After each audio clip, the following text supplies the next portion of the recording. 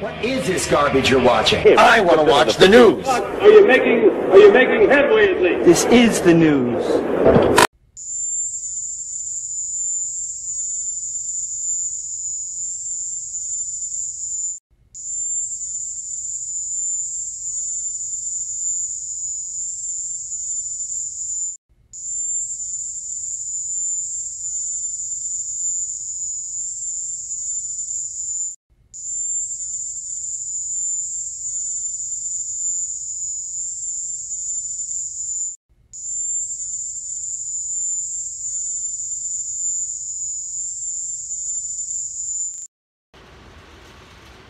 Hello ladies and gentlemen, welcome to another episode of that Gang Stalking Show. My name is Doug, I'm a TI and I've been a TI since 2004. I've cut this video like I don't know how many different times. I keep taking too much time describing stuff. And here's the deal. There's nothing I can say about this that is going to add it. I'm having a hard time talking today, people. My pronunciation is off. I don't know why. It happens sometimes. This is about remote neural monitoring. Every time that I've cut this video, it's been 10, 15, 20 minutes long, and I don't want it to be that long because I'm going to show you two clips right after this video, and it's imperative that you watch these clips if you have remote neural monitoring. I'm going to do a presentation with Roger Tolces. I'm not going to interview him or whatever, but I found an 11-minute video of him spitting fact after fact after fact, how to deal with remote neural monitoring, and there are methods you can use to deal with RNM. They cost money. One is $1,500 and the other is $2,500. His name is Roger Tolces. He's a private investigator, and his area of expertise is electronic harassment, sweeping for bugs, finding bugs on your computer, your phone, telephone, iPhone, stuff like that. I first heard about him about a year and a half, 2 years ago when I was working for Ella Free. I was working on the graphics on her channel. I did that for about 6 weeks, and that was the end of that. And while I was there, I had a chance to go through all the videos, and I found a video on Roger, and it was like an hour and a half long, could have been longer. And I listened to the whole thing, and it was really good, but I hated to have to spend that much time listening. I've been researching remote neural monitoring here lately, and I just came across a video that's 11 minutes and 23 seconds of him. The video, it's not actually a video, it's an audio clip. He tells you everything there is you need to know about this. Perhaps you've done a lot of research on your own. There's so much stuff out there, you might have skipped over this. I know that out of all the time that I've been doing this is the first time I come across this video, and this is the mother lode of all the information you need to know, packed tightly, wrapped up in a nice little bow. With that said, I want you to listen to these audio clips and pay really good attention, because this is probably the best information you're going to get about remote neural monitoring. And for those of you that don't know what it is, I can't explain it like he can. That's the end of my little intro. Please stick around. You got 10, 15 minutes left. Listen to the audio clip. I'm going to play you a brief clip of what I hear. It's a high-pitched frequency, somewhere in the 7,400 megahertz range. And first time I heard this, I go, my God, that's the same frequency I hear. It's not exactly what I hear, but it is in the same frequency. I hear up to 5 different tones in my ear, and this is how I can describe it for me. About 2 years ago, I wasn't getting much of this. I would document my journal. I woke up today at 8 o'clock, and I had this hissing in my ear, and I felt nauseated all day. I don't know what's going on. Into journal entry. Then maybe 6 weeks later, I'm having high-pitched ringing in my ear while I'm playing video games. I don't know what's going on. I haven't listened to music loud music in years and years and years. I haven't fired my gun in months and months and months. There's no reason for this tinnitus. And I can tell you, every time that I've ever experienced real tinnitus in my life, it came after a loud rock concert, after jamming loudly on my amp and guitar. I don't play that loud anymore, but when I was in my teens and my 20s and my 30s, I played very, very loud. And after band rehearsal was over, I had this in my ear, but it would go away. It was never chronic, day in and day out hissing. This, the only way I can describe it is now it's 24/7. It's either mild, moderate, or it's severe, and it's chronic. It doesn't stop. I don't get a day, I don't get a break from this at all. Now, with that said, does it bother me? No, not really, because I've learned to tune it out. When I'm driving all day, making deliveries, turn up the music, or I turn up talk radio, and I just ignore it. That's all I can do, is try to ignore it. But thinking about this for the past 6 months, thinking I'm not getting a break with this, why are they putting so much effort into listening to me? Because that's what it is. This listens to your internal dialogue as you form your thoughts. It listens to the spoken words, and it hears what you hear. If I'm watching a TV program, they hear that. If I'm listening to the radio, they hear that. Now, as far as they goes, there are so many people, so many of us that are receiving this. I doubt that there's an actual person listening to what I'm saying right now. There's just too many of us to have too many operators, you know, with an earphone going, okay, I'm listening to Doug. He ain't really saying nothing. He's about to do his gang stalking show, but nothing's going on with him.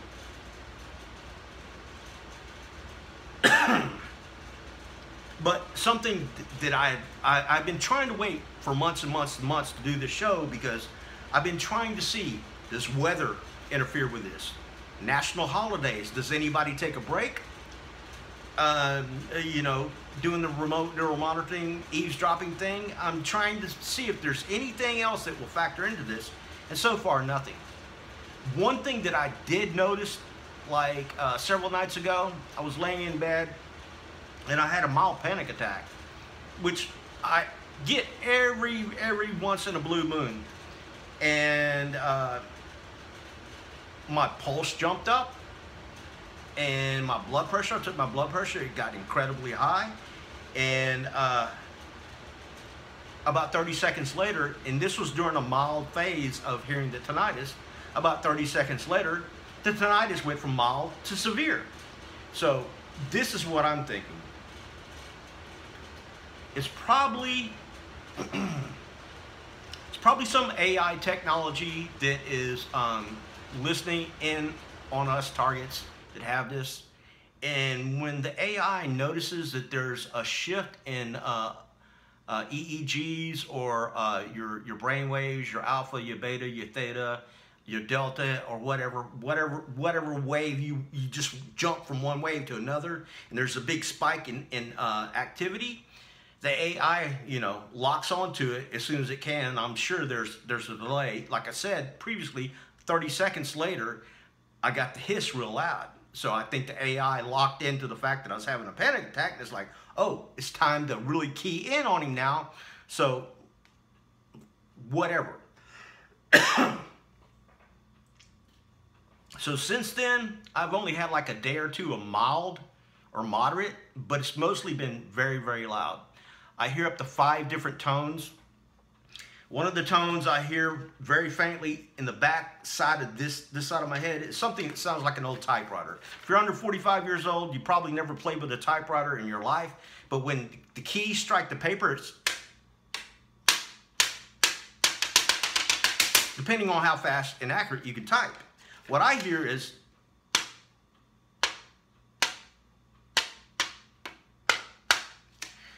I worked in radio when I was 16 years old, and we had this machine called a teletype. And this machine was cued into the Texas State Network news, and we got news flash, news updates, and weather updates from it. You'd go to the teletype machine, big old machine like this. It stood about this high, and it's full of yellow paper. And every once in a while, you got to feed paper into it. But it would type up, and you'd hear it go, then it'd stop. You'd read, is that newsworthy? Yeah, let's rip it off. Let's take it on air. That's kind of like what I hear, that little faint ticking sound. Other than that, I hear something in the range of about 7,400 megahertz, and it's all octaves, and it is static. There's a static white noise, which I hear very prominent. If I plug my ears up and I have to sit there and go, okay, there's an octave here, there's an octave here, and there's an octave here, and there's something an octave higher, which is a tone, which oscillates in and out of phase of octaves. Kind of like tuning a guitar up. When you tune the string, it will go, you're trying to get it to whatever tone, like an E or an A, a D, a G, B, or E, whatever. When you're tuning it up and you're trying to get the right pitch, you're going sharp, you're going flat, you're going sharp, you're going flat, you're going in phase, out of phase. That's what I hear. 3 octaves, the same tone, and then the fourth or fifth octave is a tone that goes in and out of phase. It's sharp, it's flat, it's sharp and flat. Aside from that, it really doesn't bother me, but since it's been nonstop and whatnot, I just said to myself, I'm gonna have to really do a show on this. But since my research has not really opened my eyes to anything that I can digest and spit it back out to you in some cohesive, intelligible manner, I've held off. And I thought today, well, I got the day off, I need to do something about this. And I was researching R&M, and I found this audio clip of Roger Tolces. And like I said, I've heard him before on Ella Free, but it was like an hour-and-a-half broadcast, and you have to listen to the whole hour. And I'm usually, while I'm listening, I'm just taking my mouse and I'm like, click, fast forward, what's he saying here? Fast forward. And that kind of sucks when you're trying to learn about something.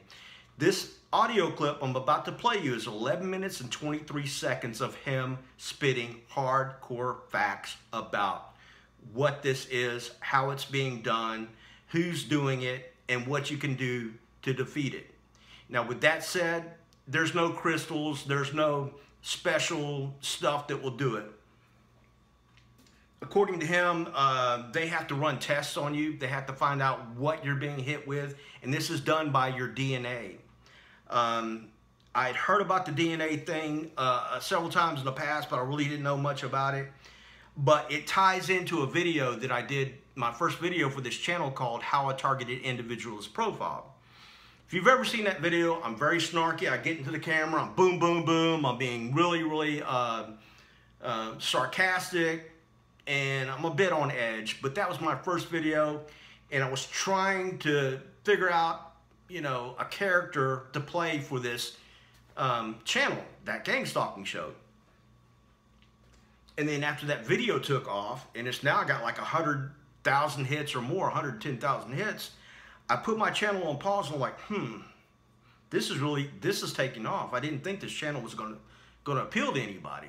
And I put the channel on pause and I go, you know, if I'm gonna do this channel, I really need to do it right. I need to lay off on the vulgar language. I need to lay off on being a character and being snarky and sarcastic. And I really need to focus on, you know, being a credible, targeted individual, and not someone who's going, hey man, look at my meter readings, man. Look at my meter readings. My meter readings going high because the guy's in the next room, he's got a V2K machine, and there's a guy over here, he's got remote neural monitoring, and my neighbor down there, he's got ultrasonic wave frequency, and my neighbor upstairs, he's got wall through the wall with radar, and they're all just hitting me from every side. And I promise you, that's not what this is. Your neighbor doesn't have access to this technology. This technology is done from hundreds, if not thousands of miles away from us. It's happening in a big computer network. The people who are probably monitoring us are monitoring an AI program that the program, like I said, it listens to your brain activity, it watches your EEG, if it notices an increase or decrease in your pulse or your blood pressure, it probably triggers the AI to go into a different mode to where it's going to monitor you a little more intensely. Therefore, you're going to get that increased volume of hiss in your ear like I got several nights ago. That's just my theory on it. I think that if there's 10,000 of us out there that is getting this, there's not 10,000 operators working 3 8-hour shifts. You know, that would be 30,000 people they would have to put on the payroll somewhere to actually put the cans on. By that I mean earphones. Put the cans on and listen to you all day long.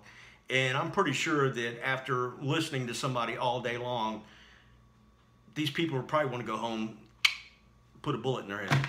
I mean, I don't think I could listen to somebody's internal dialogue all day long. So I'm pretty much sure that it's an AI program that's doing that. And I'm sure, though, there are times that someone will listen in on it.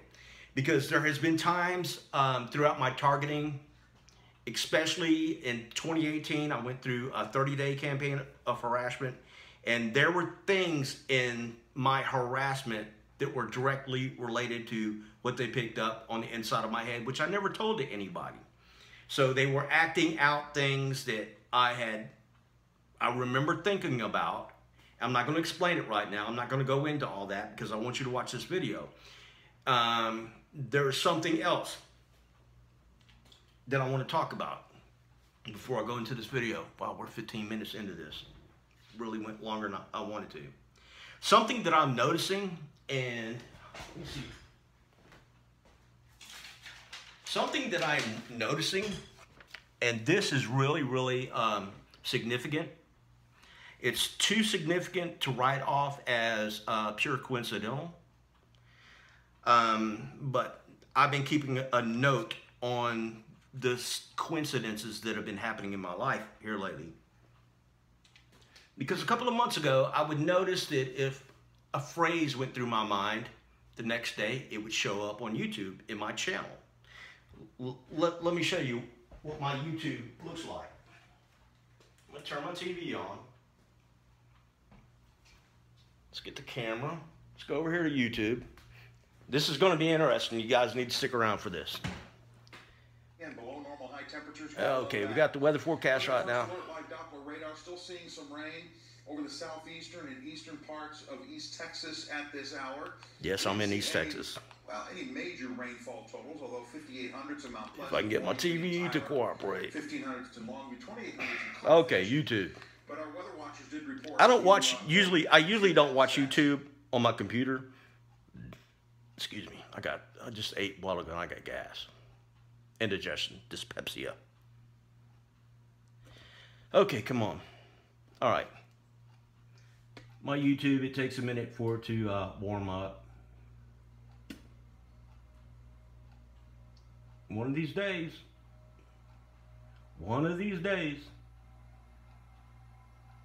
Okay. I've been watching this dude, DB Gang Stalking.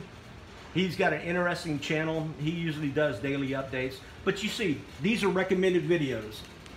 And these are things that will pop up in on my channel. Okay, so you see how that works. Something that I noticed that was too creepy to be really coincidental was that, okay, on the 2nd of July, this is the second time in like 2 weeks, I saw a turtle trying to cross the road. And each time I see a turtle crossing the road, I always try to pull over and help the turtle out to the other side of the road. Like before, like last June, I did that once. I just took him to the other side of the road and let him go. On the 2nd, no, it's actually on the 1st, I saw a turtle here in town trying to cross the road, and there was no place for him to go. He was in a housing district.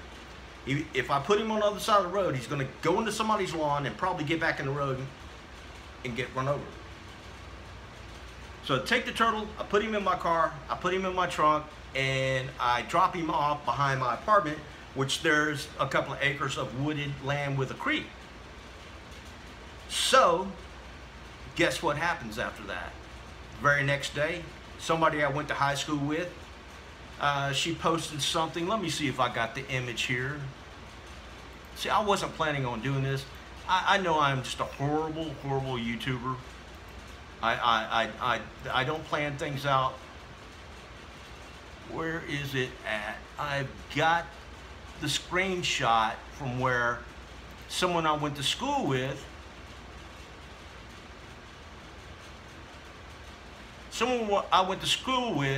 posted a screenshot that says, if you ever find a turtle in the middle of the street, take him to the other side of the street. Don't move him anywhere else. Don't move him to another location. And I thought, that's really too much of a coincidence, Doug. That is really, really, really too much of a coincidence. I may not have it. Maybe I just threw it away. But if I got it, I'll show it to you. Oh, here it is. Right here. Okay. I'm going to try to get this person's... Oh, crap. Okay, I got the person's name out of the screenshot. Okay, here's what I see. Did you know a box turtle only roams 1 mile from its whole life? If it's removed from its area or home, then for the rest of its life, it will roam aimlessly, stressed out, trying to find home until it dies a very sad death. Please do not remove turtles. Don't take them home as pets. If one is injured, please mark the exact spot found for Wildlife Center. If a turtle is on the road, you can help him by moving directly across the street in the direction it was headed. Thank you. You see the turtle? I try to factor in, and I try to be the devil's advocate in my logic. I try to factor in coincidence. Always coincidence. Could this be a coincidence? Yes, it could be. No reason to get alarmed about it. Then, this may have been before or after. I didn't exactly log the date on this. I had this thought in my head. I constantly tried to come up with names for songs or maybe a name for a band. And I had this idea for Split the Difference. Split the Difference. I come home, I bring up my YouTube because that's what I watch. I watch YouTube movies, videos. There is a video called Split the Difference. How coincidental is that? A few weeks ago, I went out shopping to get hot dogs, beans. I was in a hot dog mode. As soon as I come home, didn't look up hot dogs on my internet, so there's no way that there's any type of, ad influence or anything. Get home, watch YouTube, how hot dog buns are made. A couple of months ago, I was baking scratch buttermilk biscuits. And I was kind of having a little bit of fun doing it. And I was kind of like thinking in my head, and I wasn't looking up bakery or how to bake biscuits, because I already knew how.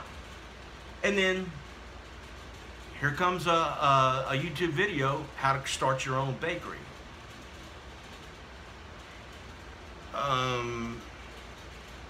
There's a couple other things in here,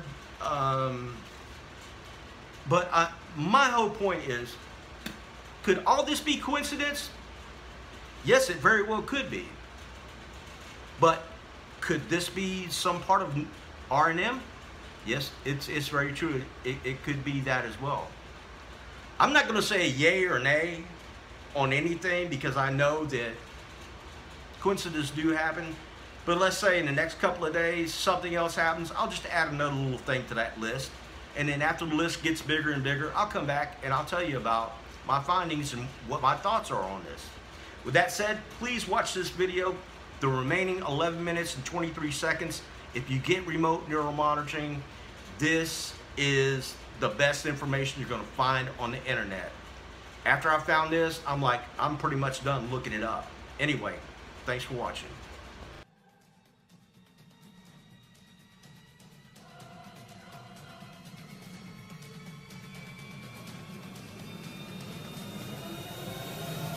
they can biocode directed energy attacks that will only go and bioresonate with your body.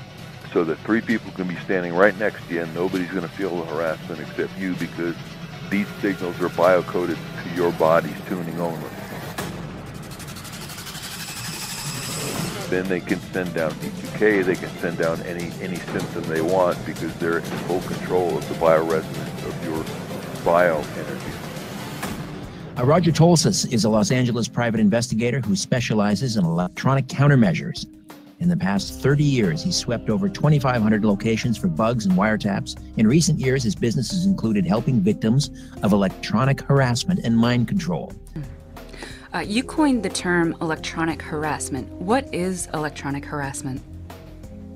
Okay, well, electronic harassment is when any person or perpetrator uses an electronic device or groups of electronic devices to either compromise your privacy or to use electronic weapons against you for harm or to control your situation. What's happening now is the black ops and the military and weapons development community want these weapons to be the weapons of choice in future wars. In other words, when we went into Iraq, as an example, they went in and, did the shock and awe. So they blew up the cities, they blew up the bridges, they blew up the infrastructure. And of course, then we had to come in after taking the country over and then spend all that money rebuilding their cities and bridges and, everything. So what they've done is they've decided that what we want to do is have non-lethal weapons. Weapons that can be used against enemies that don't destroy physical things. In other words, not bombs, not bullets, not missiles, but some kind of electronic mind control devices, such that you can get mental control over enemies without blowing up infrastructure. So what's happened is these things were supposed to be developed towards, enemies. They've decided that, in most cases, we're going to have to gain mind control over the general populations that are not warring with us. So what they've done is they put laws in place that allows the Department of Defense and the subcontractors to do mind control experiments on the general population in development of these weapons. So anybody who gets on the bad side of the government could end up being a lab guinea pig. And how is that legal? Like, how can they use tax dollars for, they're going towards these things and they use them to spy or harass others? How does that? Title 50, Chapter 32, Section 1528. Check it out. Is this getting worse, this problem? Are you getting more and more people coming to you as the months and years go by? Well, I get between 6 and 10 calls a day from people, brand new calls a day from people that are suffering from electromagnetic attacks and other kinds of covert activity against themselves. And of course, I get emails from all over the world. Almost every country in the world has a similar problem going on. And so as long as you're within reach of satellites and other kinds of cell tower transmissions, you're within a keystroke of being harassed. People who complain that they are being watched often say they are hearing voices. How are voices transmitted? They're transmitted by a technology called biocoded directed energy. Mm-hmm. And that's a top secret thing that was developed. And what it is they get your DNA. In other words, they pick your garbage up in front of your house one day. And inside your garbage is your DNA, most likely from the trash can in your bathroom that you dumped in your garbage. Once they have your DNA, they take the DNA and they put your DNA code in a supercomputer. And in that supercomputer, they run algorithms that biocode electromagnetic transmissions so they bioresonate with your body. Once they've done that, they can transmit that from satellites or cell towers or aircraft or any number of ways. And that signal will only affect you and nobody else. In other words, everybody standing next to you is not going to hear the content because their receiver is not tuned to that bioresonance. There's a bioresonance to every individual, just like our fingerprint. Every person has an individual DNA, a different bioresonance. And so the original Stockland patent is on my website, where Stockland was able to go voice to skull with pulse transmissions in 92. And then after the rest of the development went black ops. We don't really know what happened after that. We knew we could put voices in group people's heads. What they did, and I know from the Russian translation from Cheryl Welch, from reading all her translated psychotronic stuff from Russia, that they figured out how to biocode these microwaves so that it can attack specific individuals. They basically analyze your DNA, and they then use supercomputers to encode the signals. So just think of it this way. It's kind of like, let's say you have a cell phone and I have a cell phone, and they're the exact same model cell phone. Let's say it's, an LG cell phone, and you and I have the exact same ones, except your phone's programmed to your phone number and mine is programmed to my phone number. And as those cell phones sit there, they listen to the control channel of the nearest tower. And the control channel is sending out codes so that if somebody wants to call you and they ring your number, and that tower will then put out your phone number on the control channel. And once your cell phone sees that control channel number, it wakes up because it recognizes that that's the number that it's associated with, and it sends a signal back to the tower saying, "I'm over here. Send the call through." So it's the encoding that's coming off on a microwave link that causes different phones to come alive based on their coding. So the biocoded directed energy is the same thing, except instead of phones, we got human bodies. What is the worst case that you've ever worked on where you saw this? What exactly was it like for this person? Most people consider themselves to be in hell, especially the ones that are getting voices that are instructing them to do things.